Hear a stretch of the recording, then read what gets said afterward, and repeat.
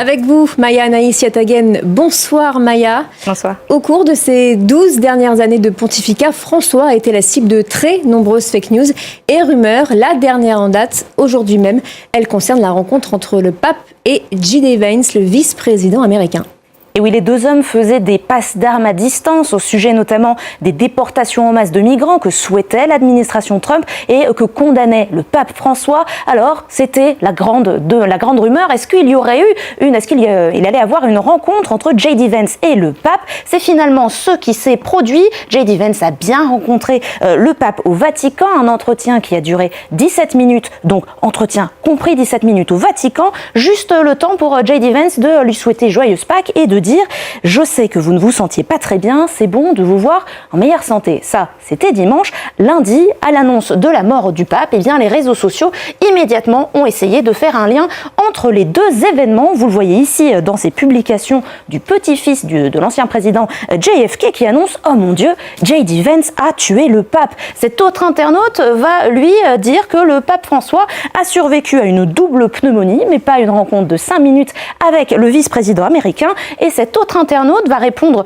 sur X sous l'hommage posté par J.D. Vance. Est-ce que vous pourriez rencontrer Poutine ensuite? Alors ça, évidemment, tout ça est très viral, fait beaucoup sourire. Évidemment, l'idée que J.D. Vance ait tué le pape décédé lundi est absurde. Le Vatican a d'ailleurs depuis communiqué la cause du décès du souverain pontife. Il s'agissait d'un AVC. Et cette rumeur, Maya, n'est pas la première à porter sur les relations du pape François avec la Maison-Blanche. Et oui, souvenez-vous de cet article qui date de 2016 et qui affirmait que le pape François aurait soutenu la candidature de Donald Trump. C'était publié sur un site qui était habitué à de la satire, à de fausses informations. Il a disparu depuis, sauf que cette fausse information, elle a fait son chemin. Vous le voyez dans ce petit classement, elle était en premier des fausses informations les plus virales sur Facebook à l'époque. Ça, c'était 3 mois avant l'élection. Tout ça avait même poussé le pape à démentir et à condamner de manière plus générale la désinformation, notamment sur les réseaux sociaux. Mais s'il y avait une fausse information, une fake news sur les relations entre Trump et le pape François à retenir, c'est certainement cette vidéo dont vous vous souvenez peut-être. Elle date de 2017.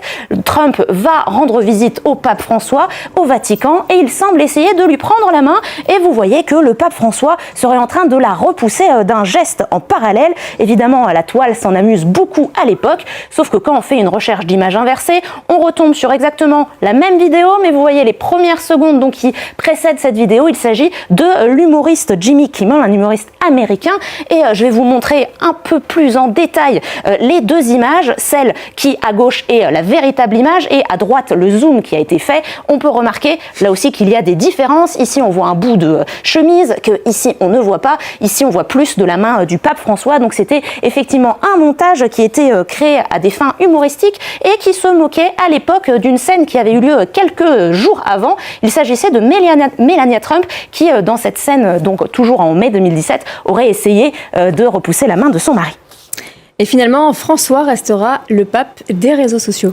Oui, en effet, le souverain pontife était le premier à poster une photo de lui sur Instagram ou encore à investir Twitter où aujourd'hui il a plus de 50 millions de followers en différentes langues. Et parmi les différents tweets postés par le pape François, il y a eu quelques faux pas à l'image de celui-ci.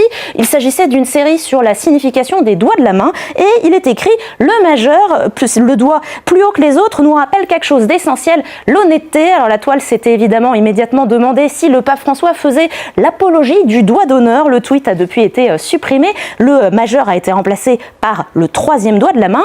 Ça, c'était pour des images fixes, mais il y a aussi eu des fausses vidéos virales qui concernaient le pape François. Celle-ci, il s'agissait, vous le voyez sur la plateforme YouTube, d'une scène qui se serait produite à Washington dans une cathédrale et le pape François aurait réussi presque un tour de magie, vous le voyez, enlever une nappe d'un coup sans rien faire tomber. Là aussi, c'est très viral, les évêques américains auraient été particulièrement impressionnés, sauf qu'on retrouve l'image là aussi dans une émission d'humour d'Ellen DeGeneres et cette vidéo en réalité, quand on la regarde dans sa véritable version, elle est beaucoup moins intéressante, beaucoup moins impressionnante. Malheureusement, le pape François ne fait que s'approcher de la table et ensuite de repartir tout simplement.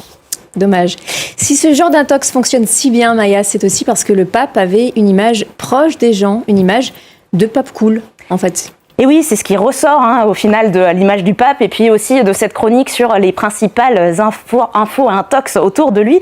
Le pape François est entré dans l'histoire aussi de l'intelligence artificielle générative. On se souvient tous et toutes de cette image de fausse doudoune. L'image avait fait douter les plus habitués de la désinformation et aussi avait permis de sensibiliser l'intégralité du monde aux différentes problématiques de l'IA.